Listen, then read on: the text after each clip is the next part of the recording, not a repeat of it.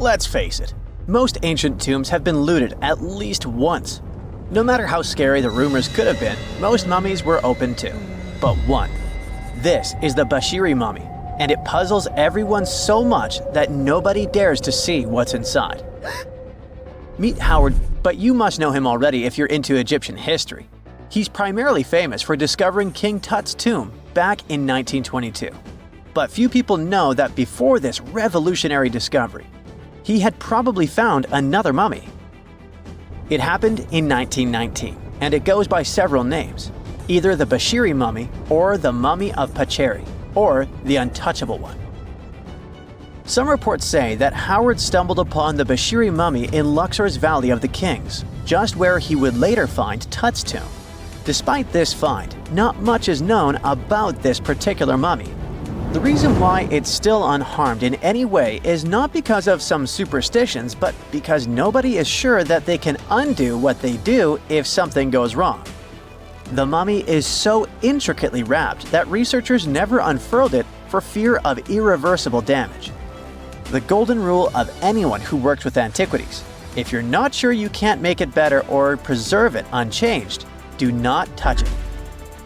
History knows many examples of ancient relics ruined beyond repair, say Ecce Homo, or smiling statue restoration.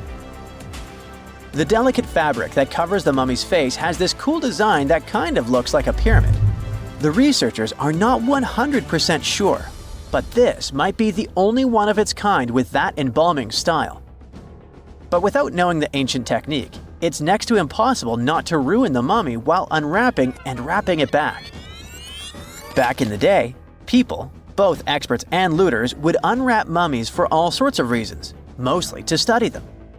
Luckily, these days, we have advanced tech that lets us check out what's inside a sarcophagus without having to unwrap anything. After taking a closer look at the Bashiri mummy, researchers figured out that it belonged to a man who was around 5.5 feet tall and lived during the Ptolemaic era, which makes this mummy roughly 2,300 years old. The Egypt Museum shared that the X-ray scan also uncovered an inscription of the guy's name, but it's a bit tricky to tell if it says Pacheri or Nenu, adding to the intrigue. The museum also pointed out that the fancy casing the mummy is in features all sorts of decorated scenes. You can see the mummy lying on a bed, flanked by deities Isis and Nephthys, along with the 4 sons of Horus. Plus, there are 2 images of the funerary god Anubis at the feet of the casing. By the way, Bashiri mummy is not the only one that has remained untouched.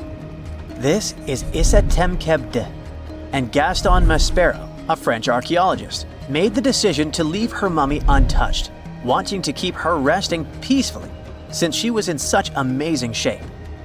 He did mention, though, that her tomb had been raided long ago. Thanks to some X-ray work, we learned more about the mummy. The scans revealed a few artifacts still wrapped up with the wife of a high priest, including amulets around her neck, right arm, and forehead.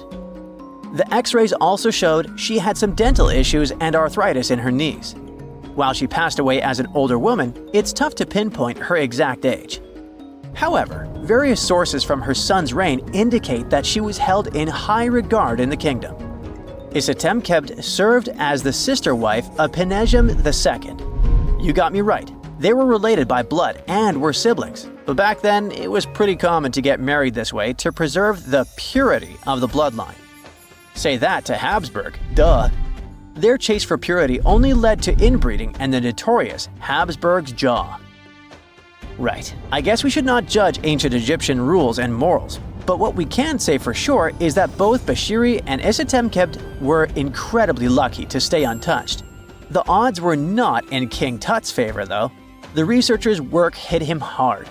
The tomb itself was discovered in 1922, but it wasn't until 1925 that the nested coffins were opened during an excavation.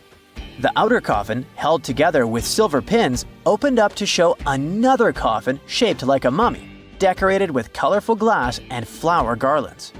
There were worries about the king's mummy because it had been exposed to moisture.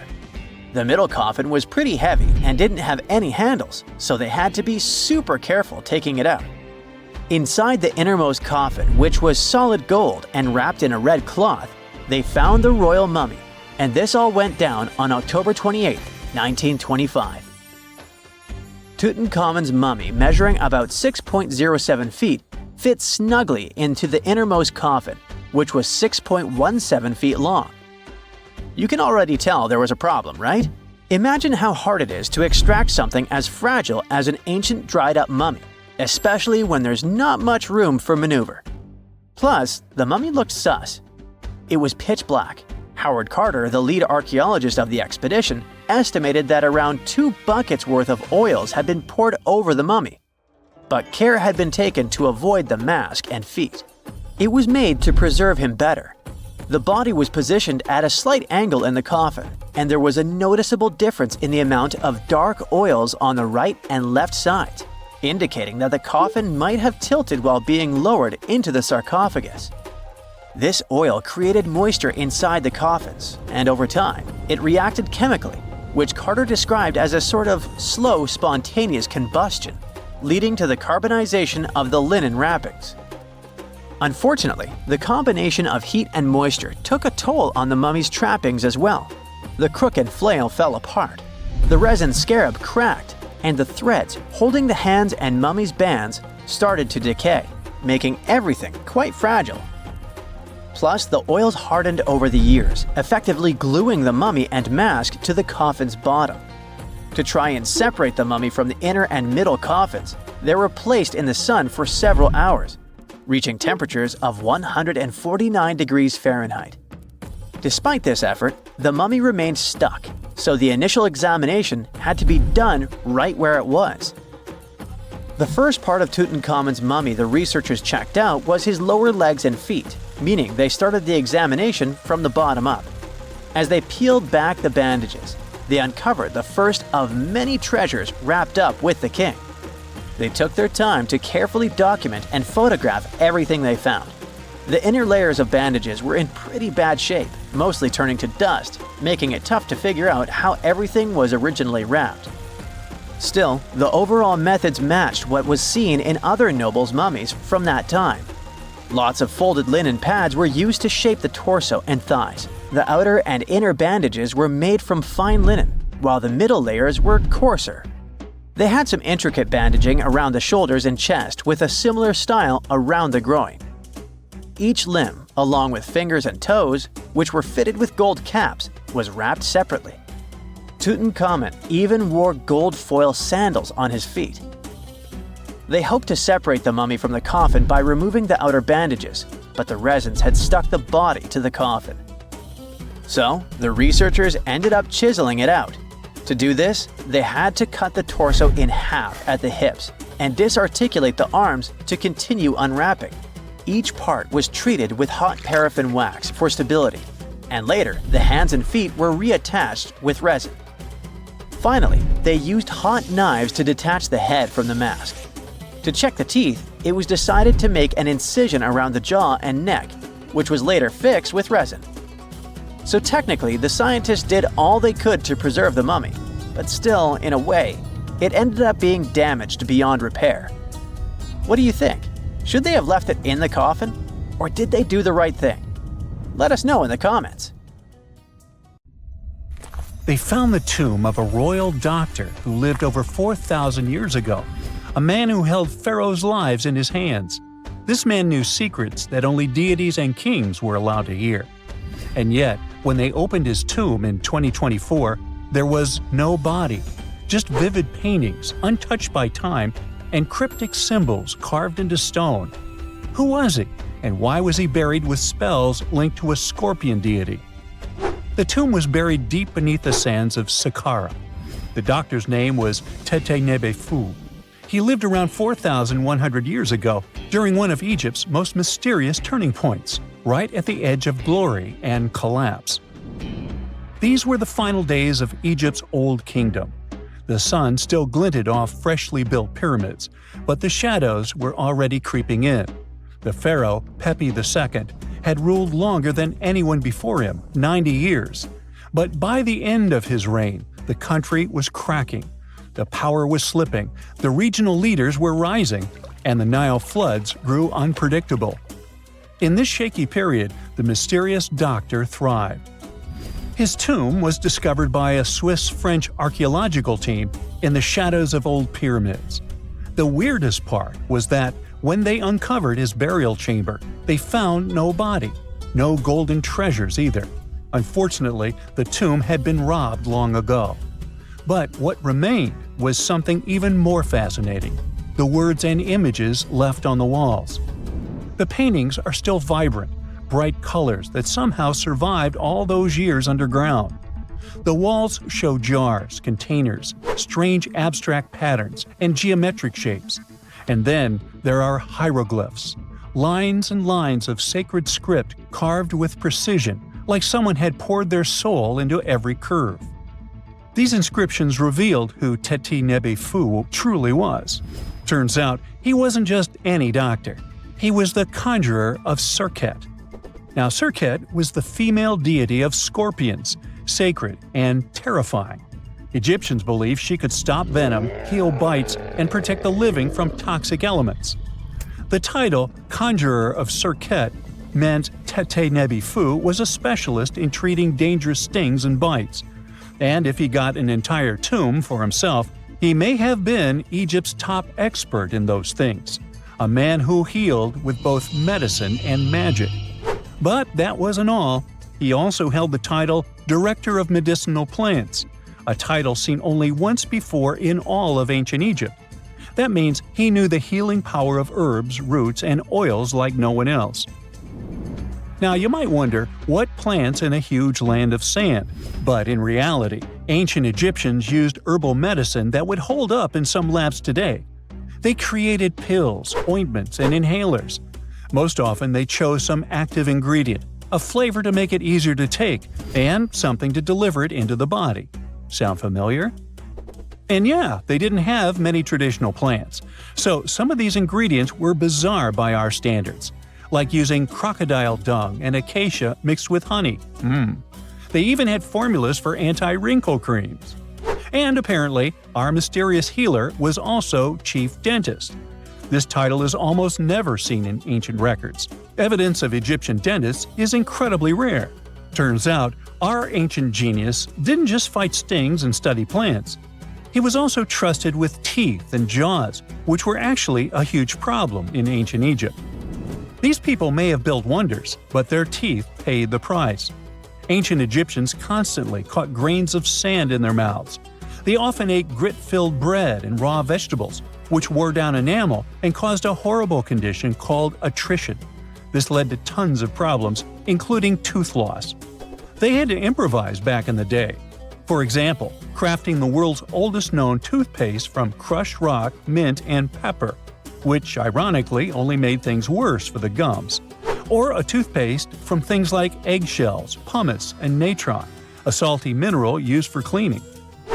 They were also inventing mouthwashes from celery, bran, and herbs to ease the problem.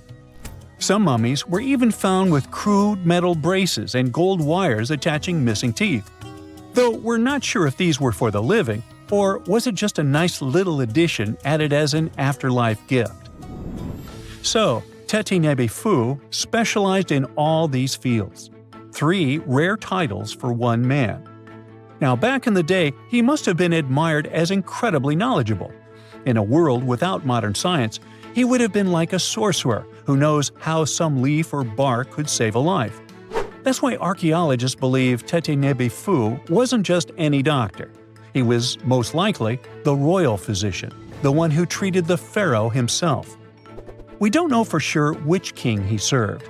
Maybe it was Pepi II, and who knows, maybe that's why the guy lived so long. But if that was the case, Teti Nebi Fu may have lived through the final moments of the Old Kingdom, watching the Golden Age crumble from inside the palace walls. And then he was buried. The body was looted, or perhaps just lost to time. But the team says they're still studying the tomb, still uncovering the traces of this incredible man. Overall, ancient Egyptians were practicing medicine on a crazy advanced level. Some practices feel familiar even today. They had hospitals, specialists, surgeries, and many more things, even medical schools. Both men and women were allowed to be doctors. They healed with various methods and practiced surgery with actual tools – scalpels, forceps, even sutures. Some doctors treated only the eyes, others the teeth, the stomach, or even what they called the hidden diseases. They knew how to clean and dress wounds, could set broken bones using splints made of wood or reeds wrapped in linen, and even prevented infections. There were even proctologists.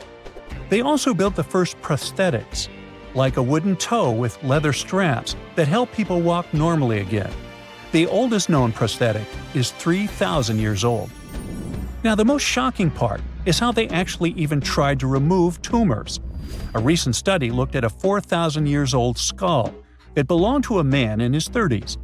There were signs of past tumors, and around 3 of them, there were marks, surgical cuts made with a metal tool. That suggests someone attempted to remove or study them, maybe treatment, maybe an autopsy. There was another skull of a woman over 50 years old. It also showed similar signs, but with healed fractures from an earlier injury, which is amazing because her treatment might have actually been successful. Being a healer in this society meant something powerful. It meant being a priest, a scientist, and a magician all at once. To ancient Egyptians, medicine was a necessary art, and they treated it with as much reverence as they did their deities. That's because they believed that sickness could be both physical and spiritual. So a doctor could recite a spell while applying a salve, and a lot of their treatments worked. The reputation of doctors in ancient Egypt was so strong that leaders from other parts of the ancient world, like Persia, actually sought them out. Even Homer, the Greek poet, once said the Egyptians were the most skilled healers of all. Of course, their understanding of the human body wasn't perfect. For example, they thought the heart controlled thought and emotion. They also didn't know what the brain really did. But their approach, observe symptoms, diagnose, and treat, well, that's modern medicine. Sure, they prayed over the wound, but they also healed it, didn't they? Their most famous physician was Imhotep. That guy was a true polymath, an architect, priest, and a healer who became so revered he was later worshipped as a deity of medicine. Yep, a human who was so cool they turned him into a deity. He lived 2,000 years before Hippocrates, the so-called father of medicine. And yet, some people joke we should drop the Hippocratic Oath altogether and swear an Imhotepic oath instead. These people weren't just laying the foundations of pyramids, they were laying the foundations of healthcare. Egyptian archaeologists made an extraordinary discovery near Cairo just recently. Drumroll, please. The most ancient and most complete mummy yet discovered in the country. Yes, they were keeping it under wraps. The 4,300-year-old mummy was found in a group of tombs close to the Step Pyramid of Djoser, dating back to the Egyptian Old Kingdom. It was covered in layers of gold. The team also found several other tombs, including one belonging to an ancient Egyptian official and another belonging to a secret keeper who had the power to perform special ceremonies. Another interesting tomb was that of a writer, which featured the largest statues ever found in the area. This vast burial site is also home to more than a dozen pyramids and resting grounds. Probably one of the most famous mummies in the world is that of Hatshepsut. She ruled Egypt like a boss for around 20 years, building all sorts of impressive buildings and creating new trade routes. But when archaeologist Howard Carter found her tomb in the Valley of the Kings, her sarcophagus was empty. However, Carter did find 2 coffins in another tomb, one of which belonged to Hatshepsut's wet nurse and the other to an unknown woman. In 2006, a team of specialists decided to investigate whether that mysterious lady was the queen herself. They found a molar tooth in a wooden box with Hatshepsut's name on it, and when they compared it to a gap in the mummy's mouth, it was a perfect match. Ramses II was a pretty impressive ruler, but it was his mummy that eventually made history. Now, we don't hear too much about his daddy. Okay, I'll stop. Ramses is considered to be the most powerful pharaoh in all of Egypt, as he reigned for a whopping 6 decades. He also lived to be over 90 years old. Now that's pretty amazing, considering the time he lived in. Ramses II supposedly had over 100 offspring too. Talk about a big family.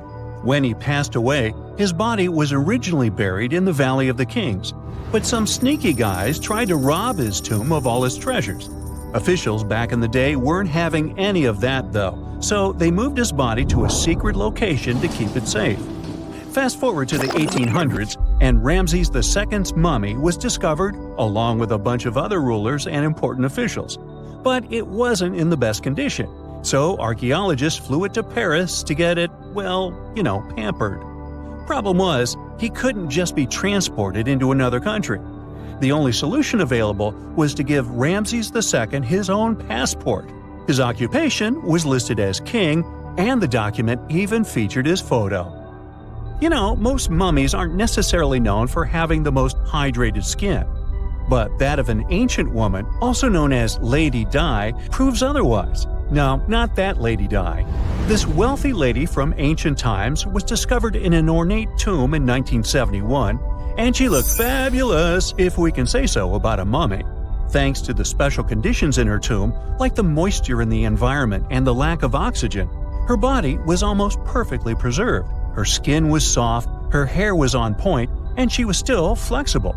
The museum that now proudly displays her mummy also shows a ton of fancy items that were buried with her, like dinnerware and musical instruments. Archaeologists investigated the mummy further and discovered that she passed away from a heart attack at around 50 years old. Even though it hasn't been around for over 2,000 years, Lady Di is still making history. The mummy of Otzi the Iceman was discovered in the Alps in 1991. Austrian authorities initially thought he was a modern mountaineer because he was so well preserved. Turns out, he was actually from the Copper Age. He was found in a mountain pass over 10,000 feet above sea level. Through studying his mummy, we've learned so much about life in Copper Age Europe. For example, we know that he was a native of Central Europe and enjoyed eating meat. He also suffered from arthritis, narrowing arteries, and intestinal problems. But he likely used acupuncture and medicinal herbs to treat these conditions. And apparently, he was pretty handy with tools. He sharpened them just days before his untimely demise. Who knows if he was expecting trouble or just getting ready for some routine work. Now, King Tut and his story is most likely the one that made all mummies famous. This pharaoh passed away at the young age of 19, more than 3,000 years ago. But his mummy is still one of the most well-known in the world. When his tomb was opened in 1922, people went wild because it was still intact, unlike many other royal tombs. It had some seriously blinged-out coffins, including one made of solid gold. Not only did Tut's tomb give us a glimpse into ancient Egyptian history, but his mummy also taught us a lot about the time he lived in. DNA analysis helped identify his parents and revealed that the pharaoh had a rare bone disorder that might have made walking a bit tough. Now, Ginger is most likely one of the coolest mummies you'll ever hear about. He's like a time traveler from 5,000 years ago who's still looking fly with his golden hair and perfectly preserved nails. Ginger was discovered in Egypt and is believed to be the earliest known mummified body. Before people even knew about mummification, they used to place bodies in shallow graves in the hot, dry sand. And since the sand absorbed all the water, bacteria couldn't reproduce and the body was preserved naturally. Now, scientists are not sure if Ginger's preservation was intentional or not, but since he was buried with some pottery vessels, it's likely that whoever buried him knew some serious preservation techniques. If you want to meet Ginger in person, he's currently chilling at the British Museum. One Dutch art collector bought a statue from Asia and ended up finding a weird discovery. The statue contained a mummy hidden inside. Unfortunately, the body was too fragile to move, so they had to leave it there. The coolest part is that this mummy is over 1,000 years old and was on display for 200 years before being encased in the statue.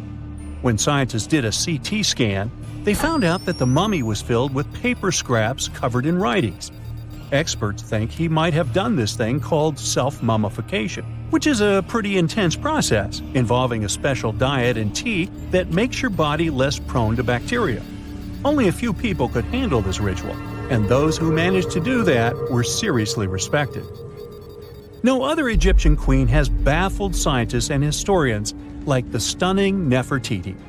Based on her statues, she was known for her slender neck, wide eyes, and high cheekbones. Her name translates to "the beautiful woman has come." Talk about living up to your name, huh? Even though she wasn't a pharaoh herself, Nefertiti still managed to leave a lasting impression. Written records suggest that, as a wife and queen, she held an incredibly influential role. Because of her power, she was indeed admired, but she also managed to make quite a lot of enemies throughout her life. She was also related to King Tut, but not biologically. Rather, she was his stepmother. So far, locals have yet to identify her mummy, but that may soon change. A local Egyptologist who has been busy excavating tombs in the Valley of the Kings has found 2 mummies that he believes could be Nefertiti and her daughter. According to specialists, we may soon finally get a definitive answer about the identity of these 2 mummies. And if one of them does turn out to be Nefertiti, we could be in for a real treat. DNA analysis and CT scans of the mummy could give us the most complete and accurate image of the queen that we've ever seen. It's crazy to think that we've only scratched the surface of what lies beneath modern-day Egypt. Nefertiti ruled during a time of great power and prosperity in Egypt, but unfortunately passed away in a period of social turmoil, leading to her gravesite being lost. Now, where's my mummy? When you hear the word mummy, you might get a chill down your spine. That's because most of us associate this word with those creepy characters we've seen in some scary movies. But in reality, mummies have helped us understand a lot about ancient civilizations, their rulers, and about how people used to deal with losing their loved ones. The people most famous worldwide for their mummies are the ancient Egyptians. They believed that some sort of existence after passing away was possible, if certain conditions were met. That's why they insisted on preserving the human body through the process of mummification and placing the mummy in a furnished tomb, kind of like giving it a fully functioning apartment of its own. Why did they believe in this? Well, because they were deeply connected to their natural environment for the most part.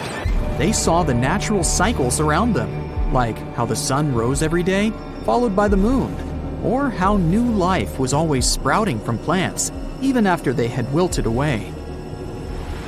They also believed that the powerful spirit Osiris, who represented the cycle of passing away and resurrection, played a role in this process. To prepare for the afterlife, the ancient Egyptians followed certain rituals, like mummification, which involved using materials like honey, resins, and incense to preserve the body. There's no other mummy more popular than that of King Tut. He was a young pharaoh who ruled over 3,000 years ago in Egypt. The problem with discovering ancient royal tombs is that most of such burial sites were previously robbed. People knew ancient rulers had been left with many valuable belongings, so those locations became vulnerable to thieves. When King Tut's tomb was opened in 1922, people were excited because it had not been robbed, like many other previously discovered royal tombs. That's how well hidden it was. Inside, his mummy was encapsulated in a total of 3 coffins, including one made of gold. The objects found in his tomb showed us what ancient Egypt was like, and studying his mummy also helped us learn about the culture and practices popular at the time when he passed away. We also learned about his family by looking at his DNA. Scientists were able to discover that he had had a disease called malaria and a problem with his foot that might have made it hard for him to walk. Ramses II was another pharaoh in Egypt who ruled for 68 years, which was quite a lot back in the day. He was known for his expansion campaigns and building projects. Many objects from his time as a ruler still exist today, including a large statue of him. Ramses II was about 6 feet tall and lived to be about 90 years old. After looking at his mummy, scientists concluded that he may have had a medical condition that affected his spine. Now, remember those thieves I mentioned before? They are probably the reason why Ramses II ended up in a plain coffin in a secret collection of royal mummies at Deir al-Bahari, which was rediscovered in 1881.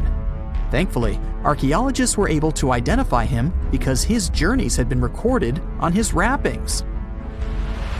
The process was really tedious too. In fact, in ancient Egypt, the mummification process could take a staggering 70 days to complete.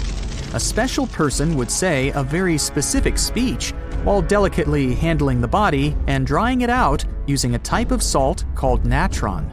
They also used linen and resin to make the body look more lifelike and to wrap it in cloth. The tomb was equally as important for ancient Egyptians.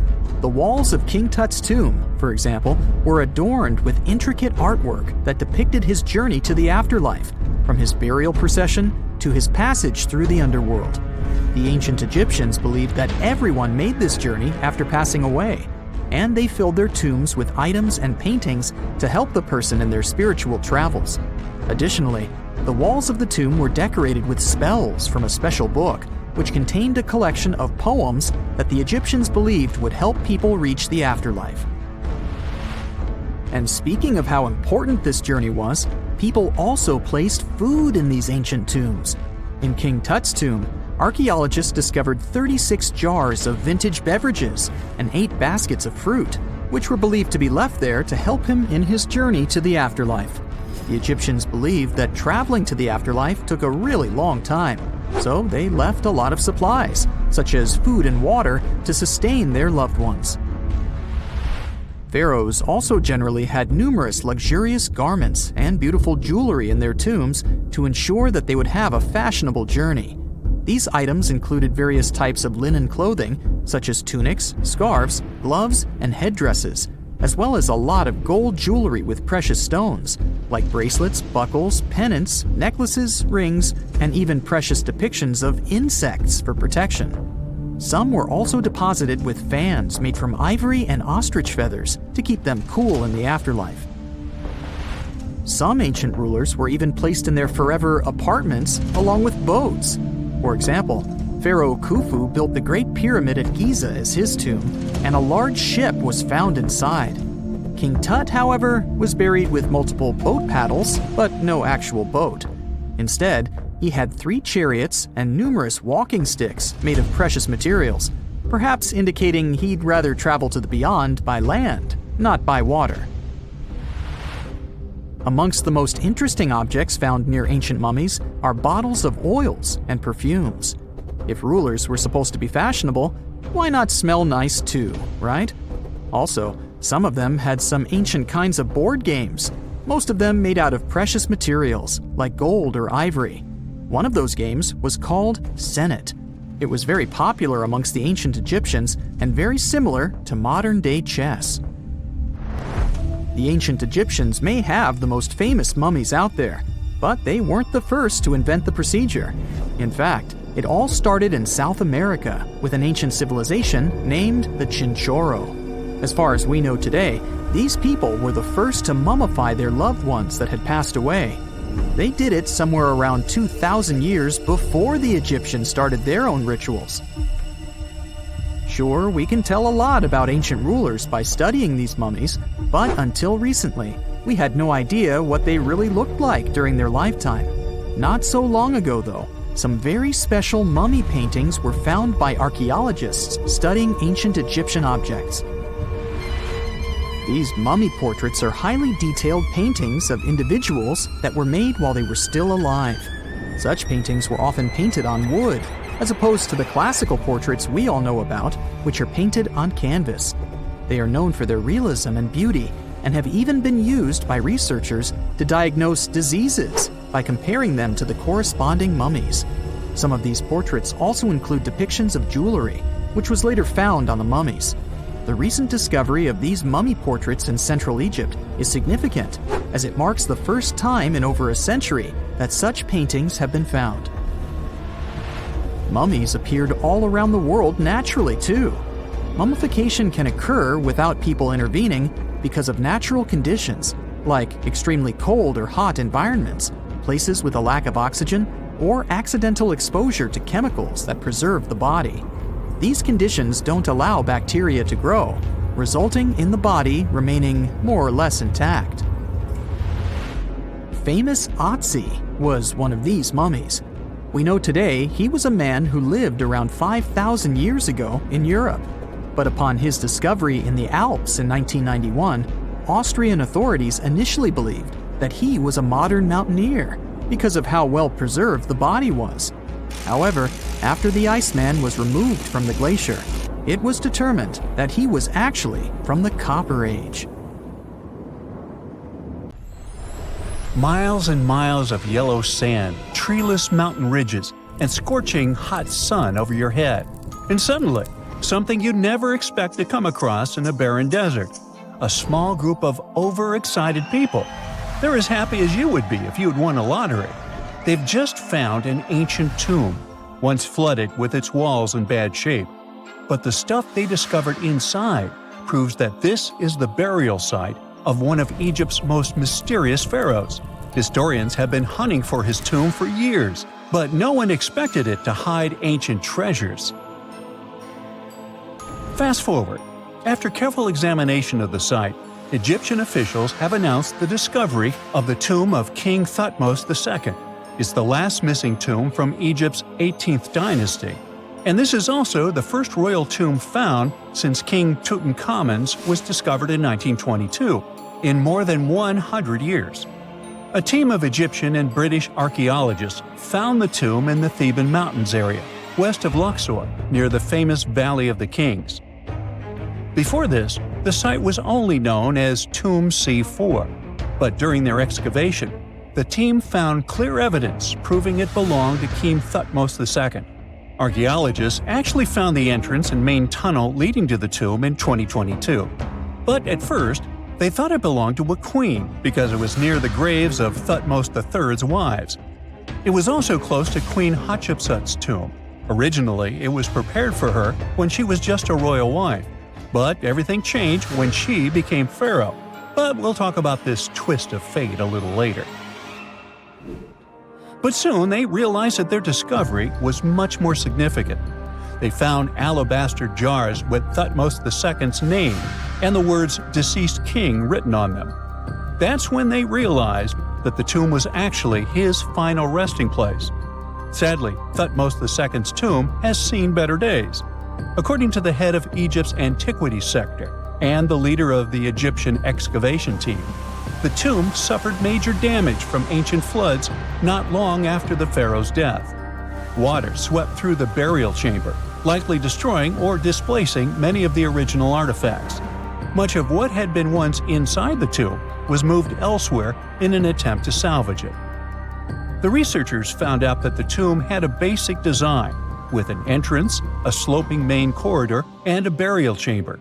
The corridor was coated in white plaster and rose about 4.5 feet above the floor of the burial chamber. A large staircase and a very large descending corridor of the tomb indicated its grandeur. It took the team a long time to navigate through, though, as the tomb was blocked by flood debris and collapsed ceilings. Only after crawling through a 32-foot passageway with a small 16-inch gap at the top, the worst nightmare for those of us with claustrophobia, were they able to reach the burial chamber. There, they were in for another surprise. They cleared the debris, expecting to find the crushed remains of a burial beneath. But the tomb turned out to be completely empty, and it was not due to robbery. It had been deliberately emptied. The researchers soon realized that the tomb had been flooded since it had been built underneath a waterfall.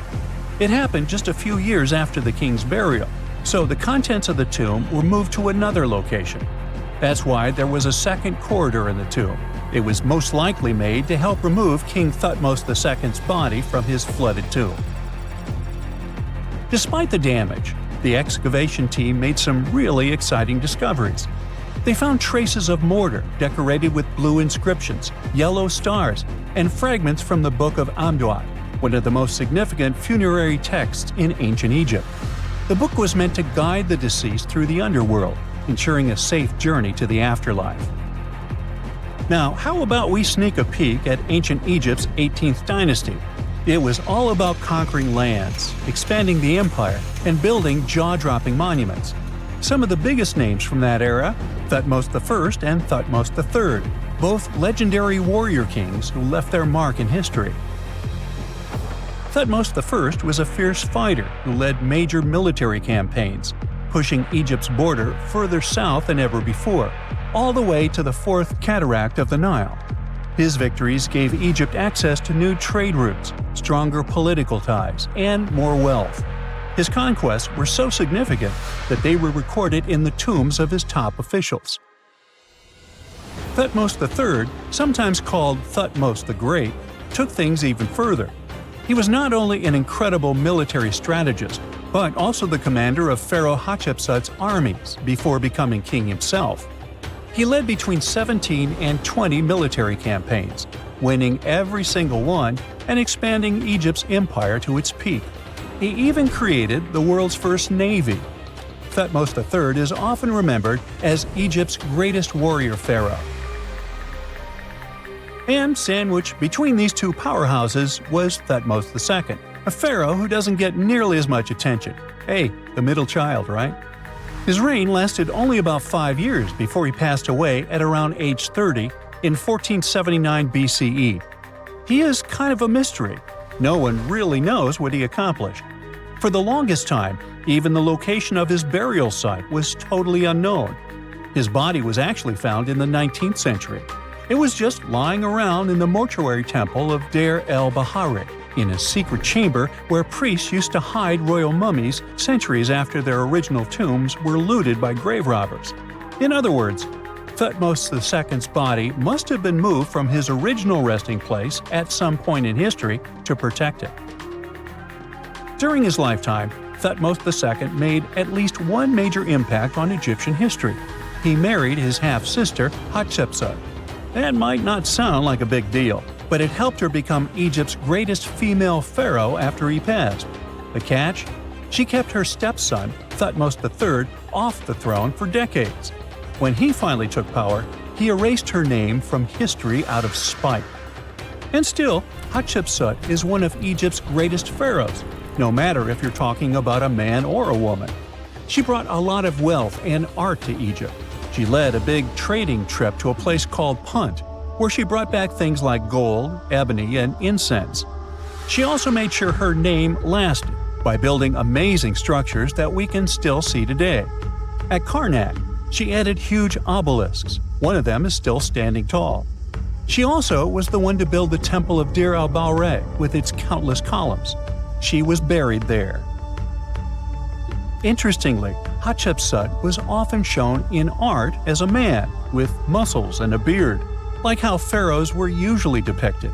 But she made sure there was always something in the artwork that reminded people she was a woman, like calling herself Daughter of Re or His Majesty herself. When she passed away in 1458 BCE, Egypt wouldn't have a female ruler as powerful as her until Cleopatra, about 1400 years later. According to Egypt's Supreme Council of Antiquities Secretary General, isn't that a mouthful? Hatshepsut's name actually appears in Thutmose II's tomb, meaning she might have even handled his burial. As for their final resting places, well, Hatshepsut was buried in the Valley of the Kings, and Thutmose II's mummy is now in the National Museum of Egyptian Civilization, alongside other ancient Egyptian rulers. It gives visitors a rare chance to see the remains of a nearly forgotten pharaoh. Now, experts consider the discovery of his tomb to be one of the most significant in recent years. The artifacts found there add important details to our understanding of the history of the region and Thutmose II's rule. And even though the tomb's design is fairly simple and follows the same architectural style preferred by later Egyptian rulers, its historical importance is undeniable. In any case, the mission isn't over yet. Archaeologists are now focusing on solving another mystery. Where did the rest of the tomb's contents end up? The team is determined to continue their search. Who knows what other secrets they will uncover that have remained hidden beneath the sands for thousands of years. Secant, cosine, tangent, sine, 3.14159. Yeah, that was the cheer we heard coming from the trigonometry club back in the day. For the rest of us in math class, terms such as sine, tangent, and pi were just bewildering. Who invented these and why? Was their only purpose to make it harder for students? Well, not quite. Trigonometry was invented by the ancient Egyptians. They needed this knowledge to construct pyramids, and they did a pretty good job too. The Great Pyramid in Giza still stands today, some 4,500 years after it was built. No recalls either. So let's get out of that classroom and on a journey through time to reveal the secrets behind the ancient Egyptians' precision. Here you are, standing on the Great Pyramid's construction site, some 9 miles from Cairo. Well, the city still isn't there, as you're surrounded only by the desert and teams of construction workers. They're transporting large stone blocks weighing 2.5 tons each. They're inside a wooden sled that sits on large rollers. A crew of 8 men rolls these blocks along the ground. You immediately think of the rollers on a supermarket cash register. The principle is exactly the same, but the scale is greater, much greater. Scientists estimate that the Egyptians used 2.3 million such blocks in the Great Pyramid alone. And the block in front of you is one of the lighter ones. The heaviest of them weighed up to 15 tons. But where did all these blocks come from? Most of them originated from quarries around Giza. It's not that impressive, you think, but wait until you hear how ancient engineers transported the granite used in construction over 500 miles to the pyramid. There were no railways or highways back then, but the mighty Nile was always there. Researchers even believe that the Egyptians dug a canal to connect the Nile directly to the pyramid's construction site. All they had to do then was to wait for the flood season to begin, and voila! The rising water levels floated the heavy stone blocks for them. But how did they lift the enormous stones on dry land to stack them up to the top? Did they use oversized cranes? Well, ancient Egyptians worked around this problem, literally speaking. One of the workers is now pointing to the giant ramp going around the pyramid they're building. This is how a mountain road zigzags its way to the top. If the ramp went directly to the top of the pyramid, then workers couldn't pull the stone blocks along it. It would be too steep. Scientists have calculated that 8% could be the maximum incline. So ancient Egyptians just extended the ramp around the pyramid. Again, these are all theories, as the ramp could have been inside the pyramid, as some researchers suggest. The exact building method is still a mystery, guarded by the Sphinx. That's its real name, right? Wrong. As the Great Sphinx is just the statue's alias. You know, the name writers take when they want to hide their true identity, or a singer's stage name. The Sphinx's real name, translated from Egyptian, means Horus in the horizon. That was the name for the Egyptian deity of the sky. The trail of mystery doesn't end there, as a man walks past you with a bucket of paint. He's going to add a touch of color to the Great Sphinx. Researchers found specks of this red color next to its ear. That was some strong paint, as it survived for thousands of years. You are now standing straight in front of the Sphinx. You look up. It's very tall, right? 66 feet to be precise. Now resist the urge to take a selfie. You can do it. Now you notice something else. It looks like the Sphinx is in the center of a giant triangle in the back. That's one side of the Great Pyramid. And no, your eyes are not playing tricks on you. The Sphinx really does sit in the center of the pyramid's lateral face. Here's where math comes in handy. A pyramid has 4 sides, called lateral faces. There's also a 5th face, the base, but that's not visible. It's, wait for it, face down. The Sphinx has one last mystery to reveal: its age. Scientists agree that Pharaoh Khafre built the Sphinx. He ruled after his father, who had built a great pyramid nearby. So both structures were finished around the same time. Let's talk about numbers again.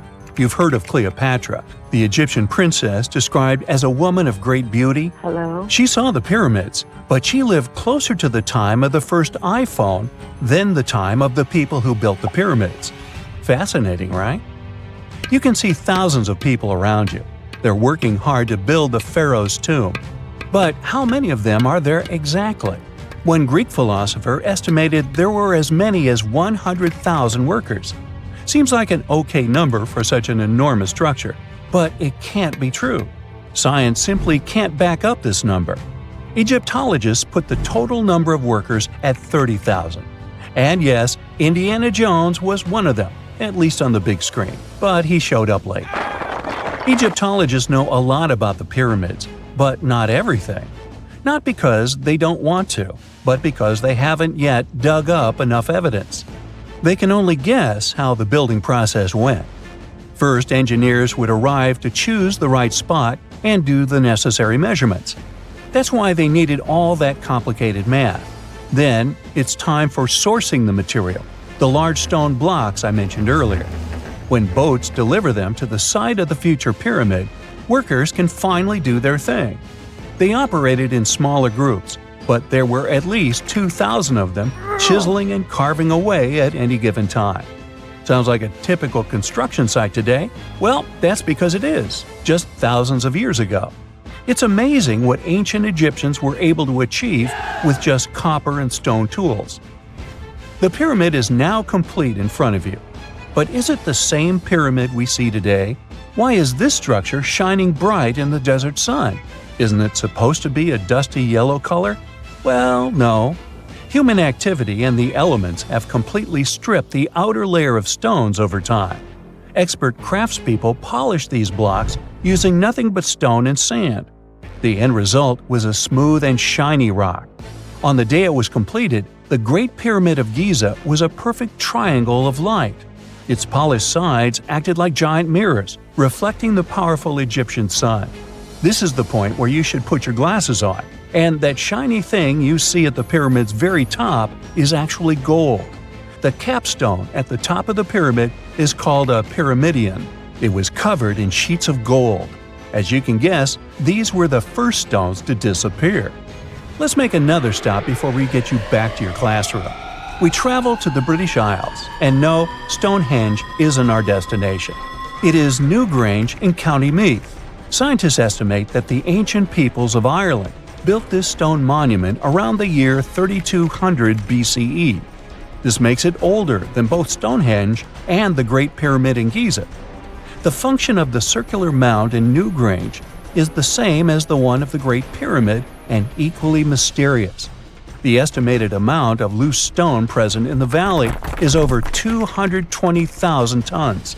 And it's not just randomly thrown on a pile. The order in which the stones are set makes the structure water-resistant. That would explain how Newgrange had survived for so long. Kinda makes you want to splash out the cash for that waterproof phone case, huh? Well, you're back in your school desk, but today's math lecture is the last thing on your mind. You're thinking about how great the Egyptian pyramids are, and if we have something similar today. It turns out modern engineers are just as impressed with the Great Pyramid as you are. There's a glass pyramid sitting in the main courtyard of the famous Louvre Museum in Paris. The panorama of San Francisco wouldn't be complete without the 48-story Transamerica Pyramid. But Las Vegas went the furthest. There we find the Luxor Hotel. It's so big that it's the third largest pyramid on the planet. And guess what's in front of it? Yup, a replica of the Sphinx. It's 110 feet tall, 2 stories higher than the one in Giza. Yeah, everything's bigger in Vegas. A gruesome discovery took place in Egypt some years ago. You want to hear about it? 16 human hands, carefully buried in 4 eerie pits. They didn't look too much like human hands at first, since they were abnormally large, but they were. Weirdly, there were only right hands. No left hands were in sight. It turned out that it points to the practice of an ancient dark ritual. Old Egyptian art and tales talked of a ceremony where warriors would present the right hand of their adversaries as proof of victory and ask for gold in return. Egyptians believed in the afterlife, so cutting off someone's hand meant you cut off their power eternally. Guaranteeing this type of defeat was interesting to the winning party. Here, the fight was between Egyptians versus Hyksos, who lived in what was once known as Canaan. Egypt has always been the center of some history-changing findings, and some time ago, this papyrus was found. If we stretched it open, it would be just a tad bigger than the height of a skyscraper. The world's tiniest skyscraper, which is located in Wichita Falls, Texas. When humans didn't write on their notes app, They wrote on this thing, made from the medulla of a papyrus plant. Around 2,000 years ago, ancient Egyptians wrote something reminiscent of a book where they describe most of their funerary traditions and their visions of the afterlife. It's considered one of the most important texts from ancient Egypt and is still sold in bookstores to this day. This ancient manuscript was unearthed from a chamber located just south of the Pyramid of Djoser, located in Saqqara. Oh yes, Djoser is the oldest pyramid in Egypt and not the Giza pyramids like most people think. So recently, the site of Saqqara buzzed with excited archaeologists who probably found one of Egypt's oldest complete mummies. They believe that this beautiful and well-preserved mummy was that of a wealthy man.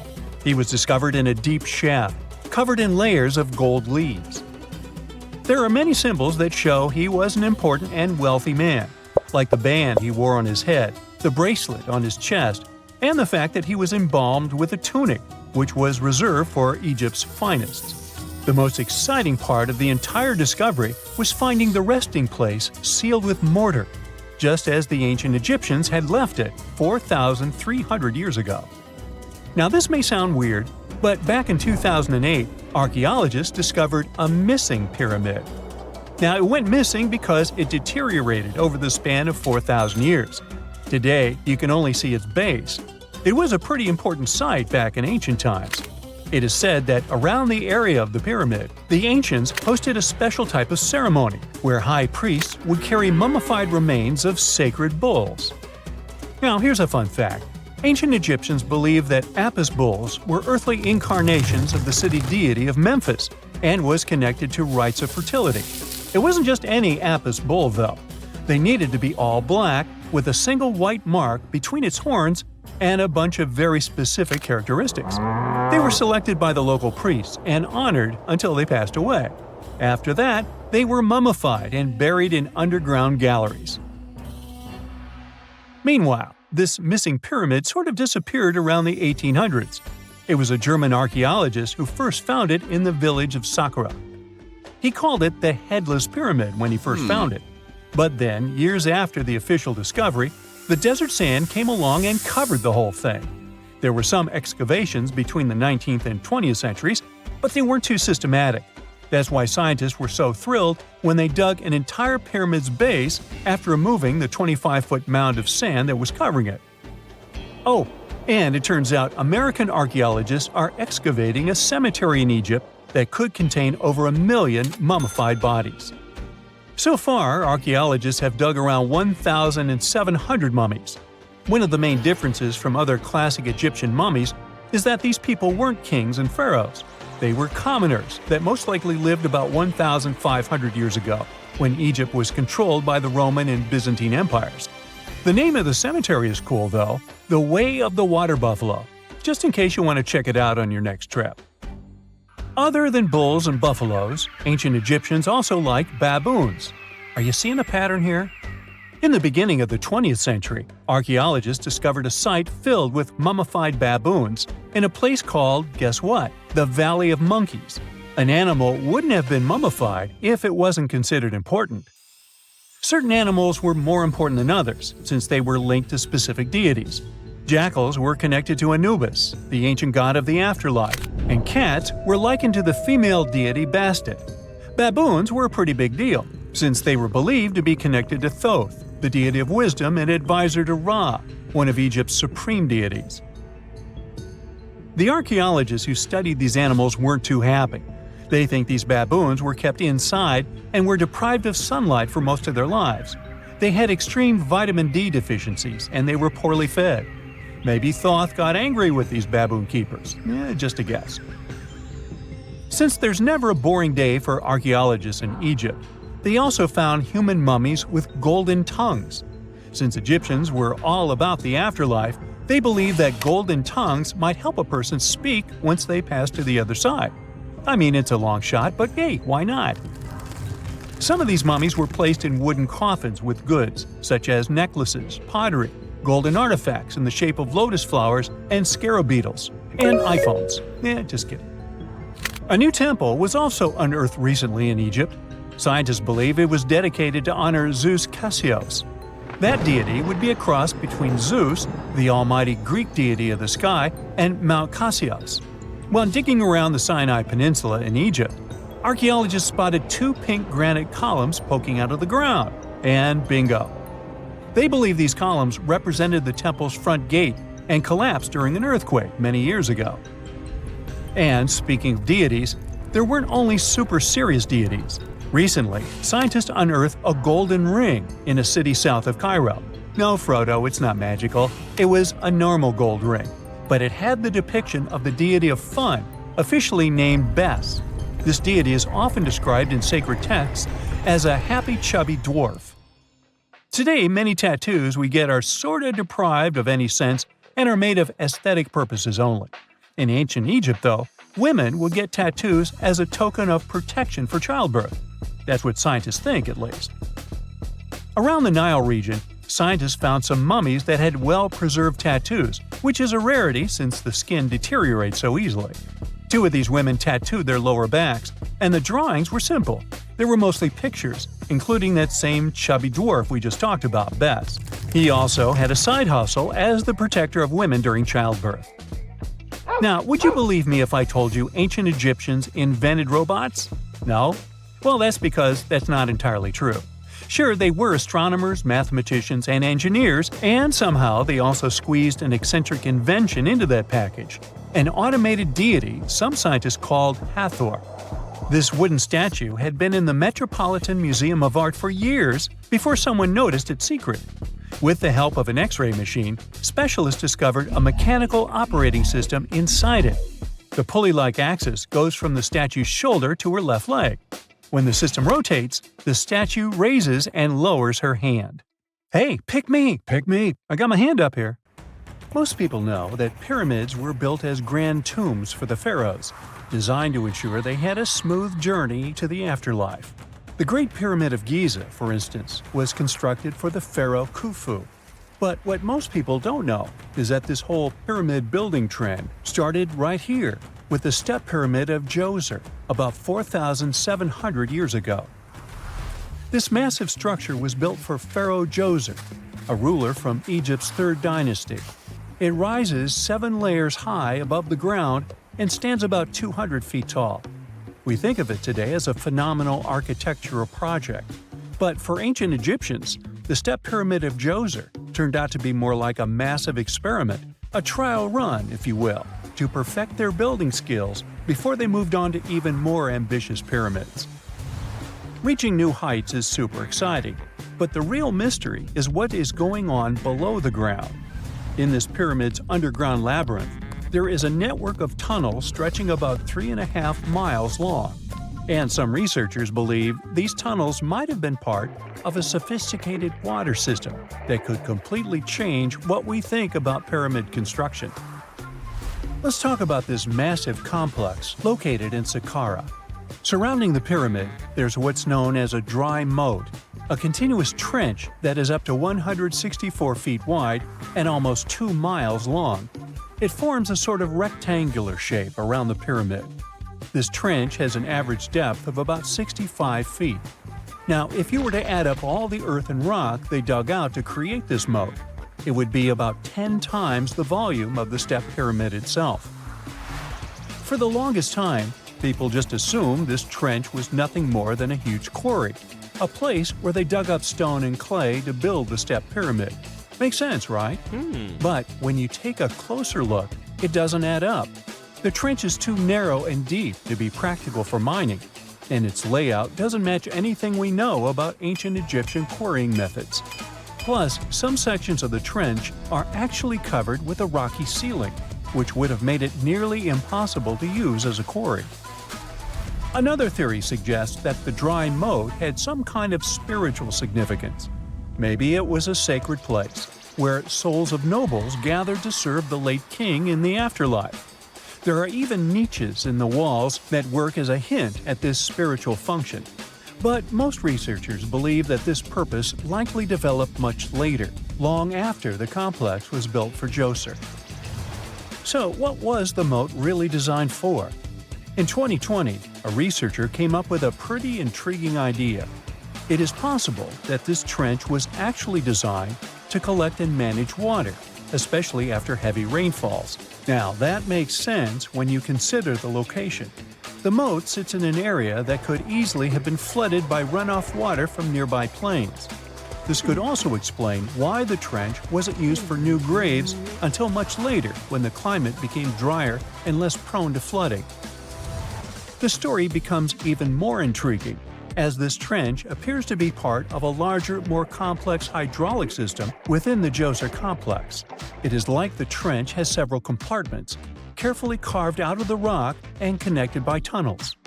These compartments likely served as a part of a water treatment system, where water would flow from one compartment to the next, getting cleaner as it moved along. Now, here is where things start to tie into the pyramid itself. The Djoser complex has a series of underground shafts, and some researchers think that water from the moat's deep trench might have been used to power a hydraulic lift system. And this giant water-powered elevator could have been used to raise the heavy stones needed to build the pyramid. It worked like a volcano, but instead of lava, water did the heavy lifting. Imagine a big deep hole in the ground at the center of the pyramid site. Inside this hole, there was a huge wooden platform, kind of like a giant raft that could move up and down. When the workers wanted to lift a heavy stone, they would fill the hole with water. As the water rose, the wooden platform started to float up, carrying the stone with it, almost like a giant water-powered elevator.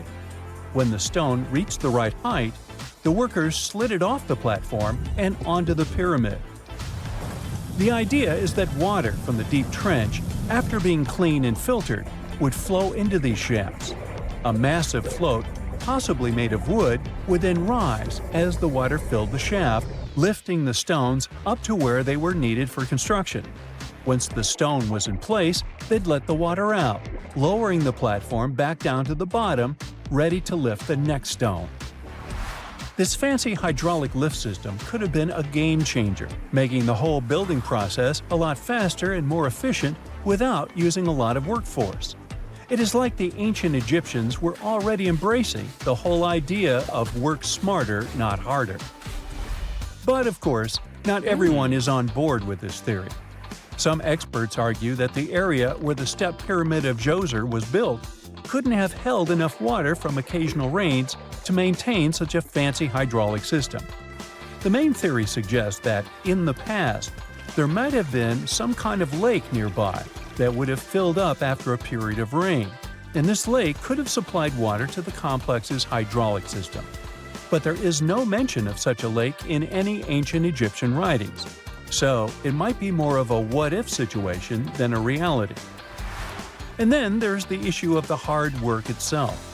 Remember when I said this method could have allowed the ancient builders to raise stones with far less effort? Well, that might not be entirely true. According to some experts, just building this hydraulic device would have required a lot more heavy work than simply moving the stone blocks using good old-fashioned manpower. And let's not forget, the step pyramid of Djoser is like a baby pyramid compared to those that came later. The stones used for Djoser's pyramid weighed, on average, about 660 pounds each, which is nothing compared to the more than 2.5-ton blocks used later for the pyramid of Chephren. If this cool water lift theory gets completely ruled out, we still need to explain how this pyramid was built in the first place. To answer that, we need to rewind a bit and talk about the original plans. See, before Djoser's tomb became a pyramid, the idea was to construct a simple mastaba. This type of tomb was pretty common in earlier periods, a flat-roofed, rectangular structure with sloping sides. But after the original mastaba was finished, they decided to expand it a bit by adding more layers on top. And then they added even more layers, until the construction reached 6 distinctive steps, each one smaller than the previous. And they probably did all this by raising those heavy stones using ramps, not a water-powered elevator. There is still so much we don't know about the step pyramid of Djoser. More research is definitely needed to fully understand how this system worked, or if it even existed at all. But the idea of using water to help build the pyramid adds a whole new layer to our understanding of ancient Egyptian engineering. It's a powerful reminder of just how clever and resourceful those builders were, using the natural landscape and the power of water to create one of the most iconic monuments in history. For more than 3,000 years, the gold mask of Pharaoh Tutankhamun stayed hidden in the Valley of the Kings. This artifact, which stands about 21 inches tall, shows how skilled and artistic the ancient Egyptians were. But nobody expected that X-rays would reveal its biggest secret. King Tut was the last ruler of his family during the 18th dynasty. He took the throne at just 9 years old, but ruled for only 10 years before he passed away unexpectedly. If we're being honest, back in ancient Egypt, he was mostly forgotten by the rulers who came after him. His tomb wasn't a big deal for them, so much so that even the grave robbers forgot about him. It might sound a bit sad, but the truth is that it was actually great news for us. Since his tomb was practically forgotten, it ended up being perfectly preserved. While the other tombs in the Valley of the Kings were looted, his remained sealed and untouched. So, when it was discovered back in 1922, it had over 5,000 precious objects inside. That made Tutankhamun basically an instant celebrity and one of the best-known pharaohs nowadays. Among the treasures was the most stunning piece, his golden mask. This mask is said to be an exact image of the king's face, or at least it was supposed to be, but we'll get to that later. The purpose of this accurate representation of his face was to make sure that his soul would recognize him in the afterlife and return to his mummified body. In ancient Egyptian beliefs, this would allow him to continue living in the afterlife. The details of the mask clearly looked incredibly difficult to create, but people didn't realize how complex it truly was until many years later. The first X-rays of the mask were taken in 1967. Back then, the main reason for these scans was practical – conservation. The mask was heading to Paris for an exhibition, and it was the first time it had ever left Paris. This would help them keep track of any changes during the exhibit. Plus, the images could give clues about how the mask was made, but back then, they probably didn't fully realize just how complex its construction was. I mean, Egyptian goldsmiths didn't use modern soldering techniques. So, how did they make this mask? New X-rays taken in 2007 gave us some answers.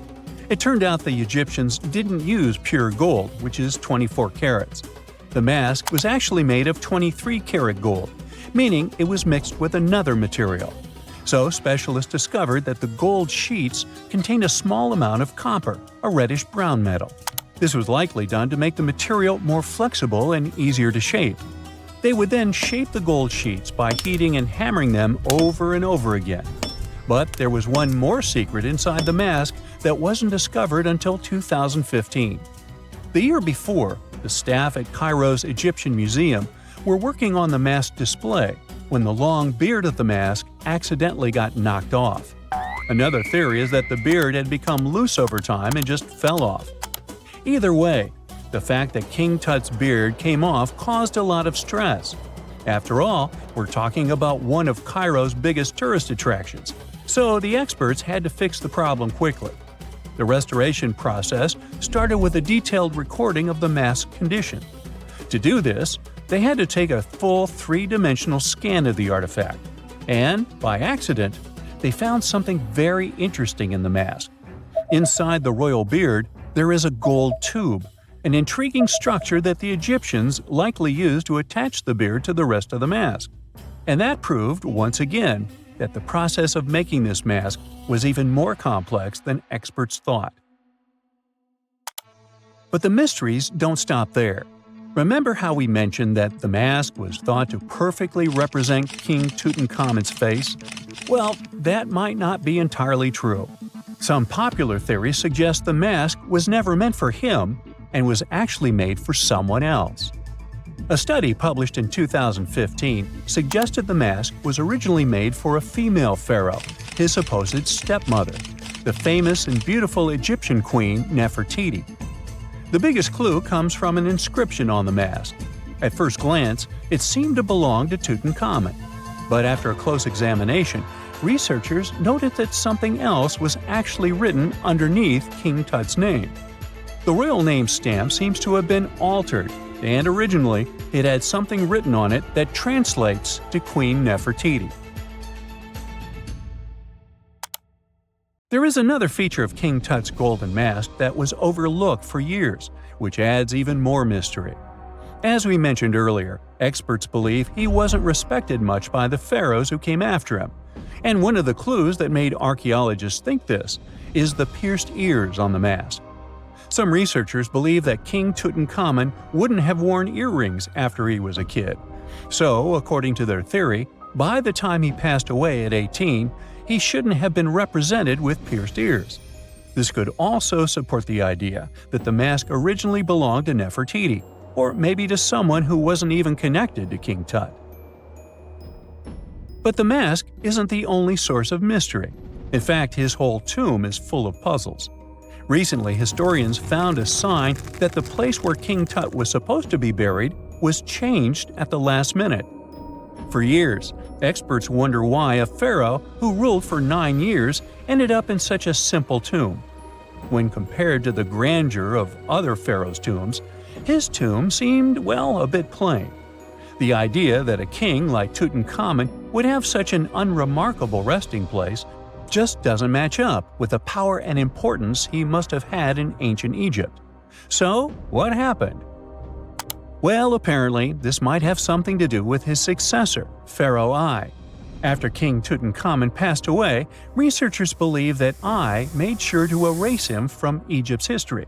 So, one theory suggests that he was probably behind the quick decision to place King Tut's body in a smaller, less impressive tomb. When experts looked at I's own tomb, they found something interesting.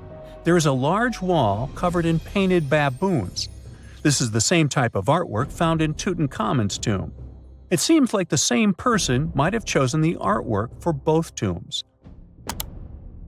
Now, the design and decoration of the two tombs are almost identical, suggesting there was a shared hand behind both. But there is one key difference. I's tomb is fit for a king.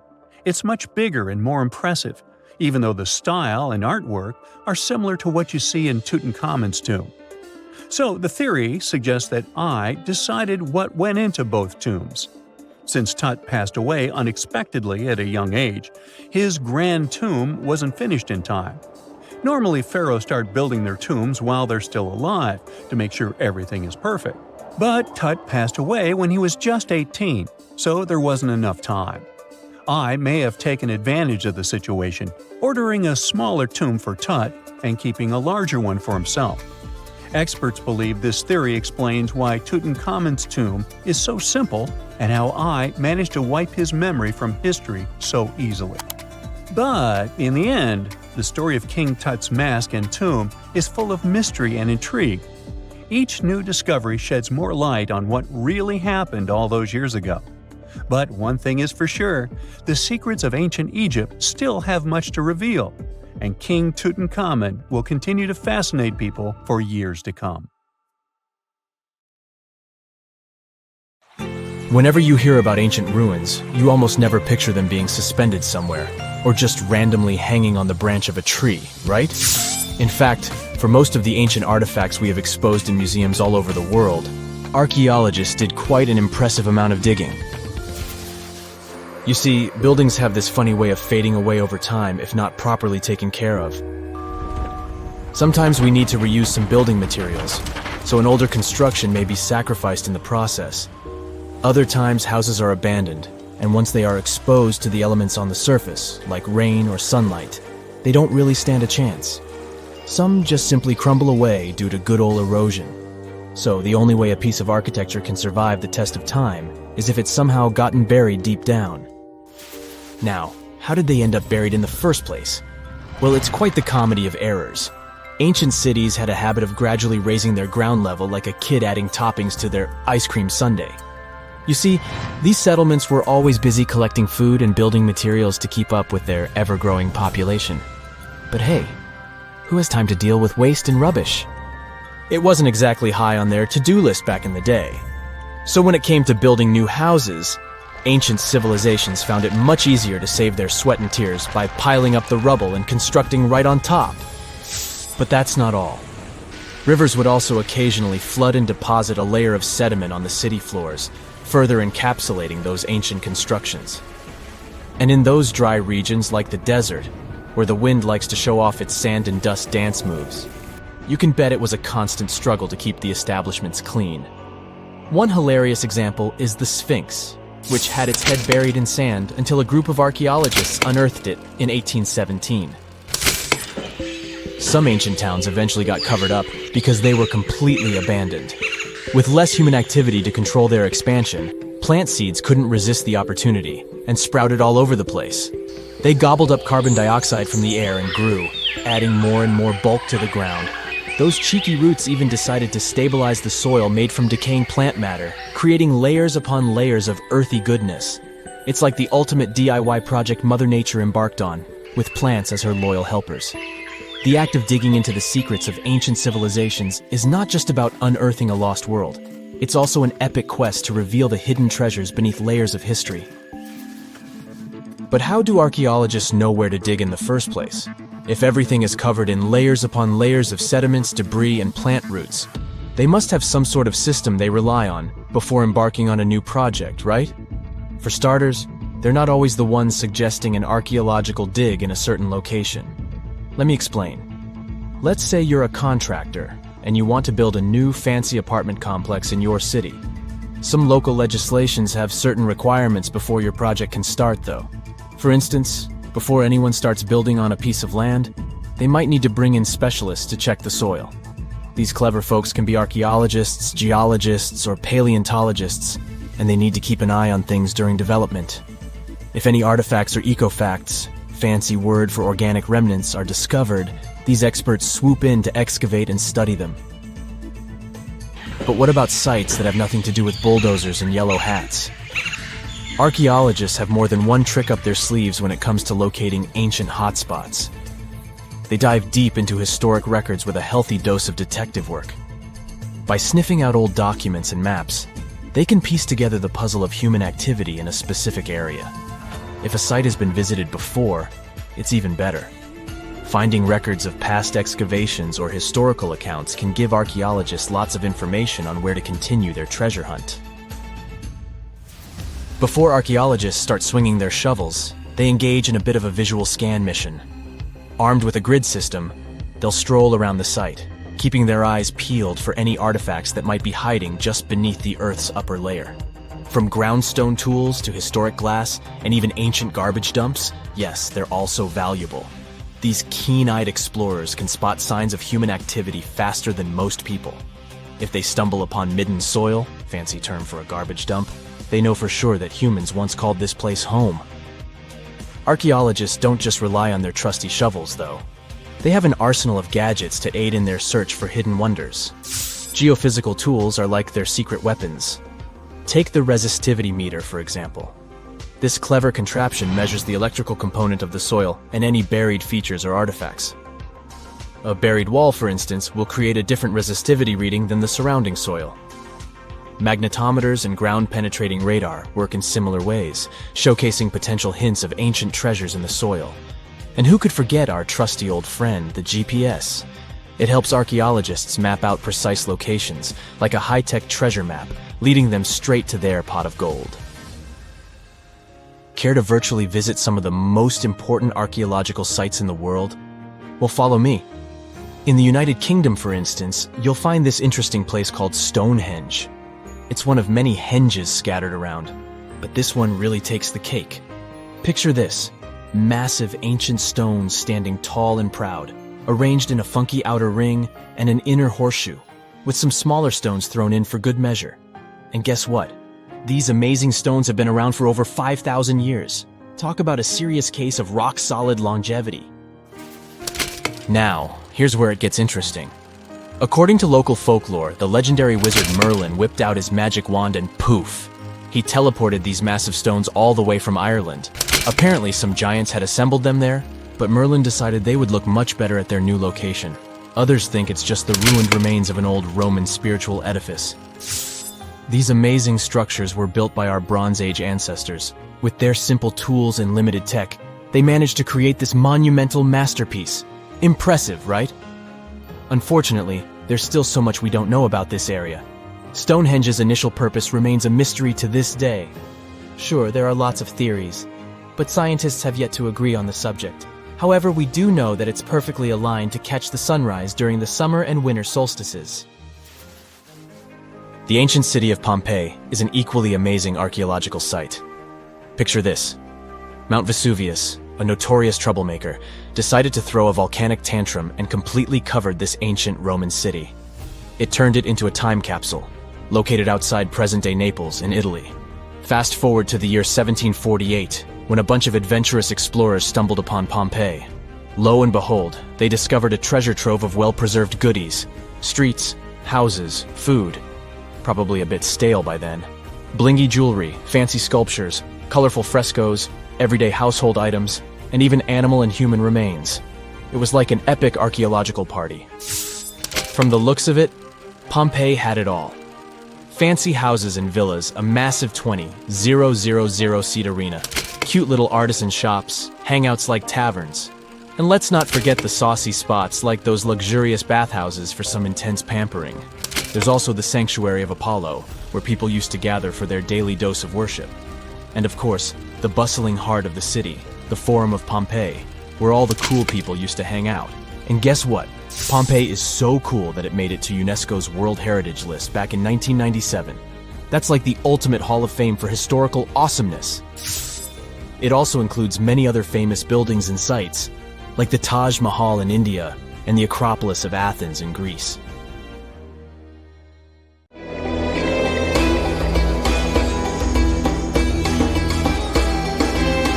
The Great Pyramid was created as the final resting place of ancient Egyptian monarch Khufu. According to legend, French leader Napoleon entered the Great Pyramid and came back out looking shaken and super pale. He never revealed what he saw inside, but whatever it was is said to have affected him for the rest of his life. When Napoleon entered the pyramid, he would have walked through a super tight and ascending passageway. He'd then go through another passageway known as the Great Chamber. This corridor would have been much taller than the previous one and would have cobbles too. He'd then reach the King's Chamber, the centerpiece of the Great Pyramid, which was lined with huge blocks of granite. But it wouldn't have looked as grand as we might imagine. There are no hieroglyphics decorating its walls, as Egyptians only began decorating the burial chambers of pyramids much later on. The pharaoh's tombs deep inside the pyramid would have also been filled with treasures, from chunks of gold to the world's most expensive jewelry. But this would have all been looted a long time ago. The only thing that probably would have been left in there would have been a huge sarcophagus, which would have once contained the king's mummy. He'd also have to walk past the queen's chamber. This room most likely didn't hold any queens though, as pyramids were usually only built for one person. There are mysterious tunnels leading from here. To this day, no one is really sure what they're there for. And that's not the only mysterious and creepy thing Napoleon may have encountered, as stories of pharaohs leaving ancient curses on pyramids go way back. Many pyramids had warnings written on the outside, telling of horrifying things that would happen to those who entered and disturbed the peace. We might not know what exactly Napoleon found in the Great Pyramid that scared him so much, but we know for sure what was found in Tutankhamun's tomb. Tutankhamun was an ancient Egyptian pharaoh who was only 8 or 9 years old when he took to the throne. He became a cultural phenomenon when his tomb was discovered almost completely intact in 1922. His pyramid sits in the Valley of Kings in Thebes, modern Luxor, which is in Egypt.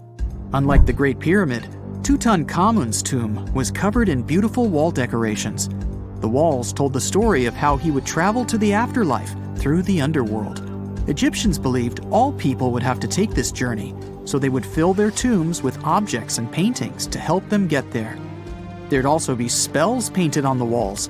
They believed this would help people pass over to the next realm.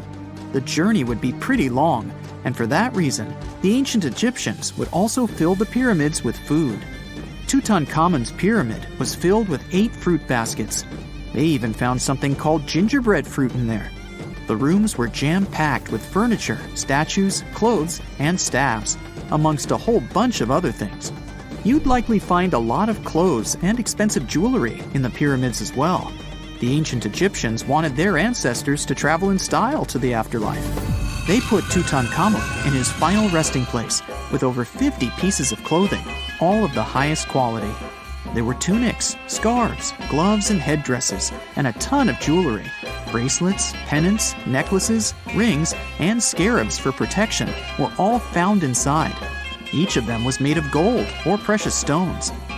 There were also fans made of ostrich feathers to keep the old pharaoh cool in the hot Egyptian sun. But the temperature inside the pyramids never actually went above 68 degrees Fahrenheit. The ancient Egyptians developed a super cool air conditioning system that we don't fully understand even today. Tutankhamun's pyramid also contained 130 walking sticks made from ebony, ivory, silver, and gold to help him on his journey. There were 3 chariots hidden away in case he got tired of all the walking.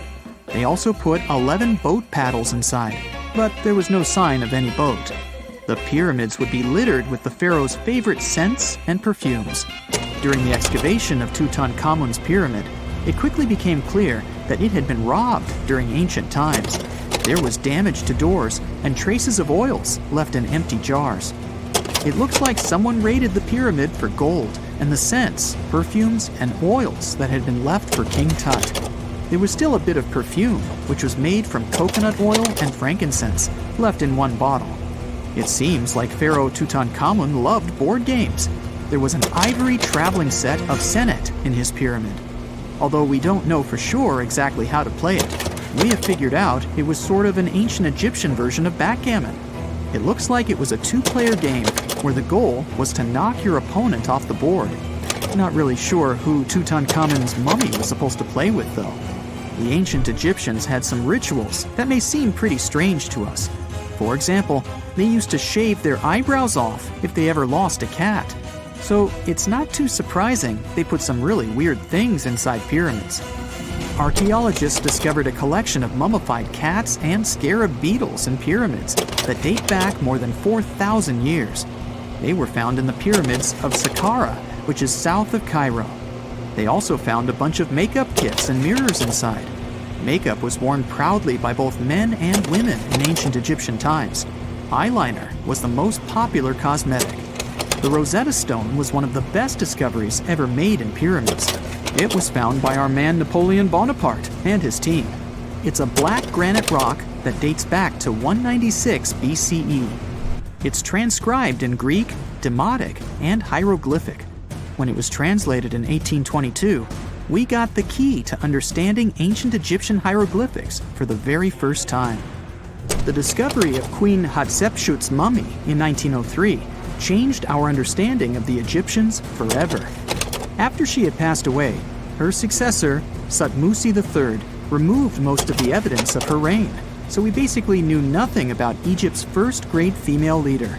She's now gone on to become one of the few and most famous female pharaohs of Egypt. Pharaoh Khufu even had a fully fledged boat in his pyramid. Archaeologists uncovered more than 1,200 pieces of a giant boat near the Great Pyramid at Giza. They reassembled the boat, and it's a whopping 144 feet long. It's most likely a solar boat, which was designed to carry the resurrected king with the deity Ra. Fun fact, the Pyramid of Giza is the last remaining of the 7 wonders of the ancient world. The other 6 are the Hanging Gardens, the Colossus, the Temple of Artemis, the Mausoleum, the Lighthouse, and the Statue of Zeus. This pyramid was also the world's tallest man-made structure for 3,800 years, and it's the biggest pyramid in Egypt. It took a staggering 2.3 million blocks of limestone, and some weighed as much as 80 tons. It took an incredible 100,000 laborers and a whopping 23 years to build. Its original height was a mega 480 feet. In 2017, archaeologists discovered something weird about Egypt's Great Pyramid. There's a hidden void that's at least 100 feet long, and no one really knows why it's there or what's actually inside it. The Weird Void is the first inner structure discovered within the 4,500-year-old pyramid since the 1800s. Scientists used cosmic rays to detect the massive hole, but are still no closer today to finding out what's inside. The ancient Egyptians took a lot of care building the pyramids, and everything was strategically placed and structurally sound, so it's super unlikely that this hole is due to blocks falling over time. Loads of pyramids also contain small model figurines called ushabti. These represented attendants. They believed they would come to life to serve the pharaohs in the afterlife. But it's amazing that all this stuff actually fit inside. There isn't actually a huge amount of space inside the structures. It's mostly just rock.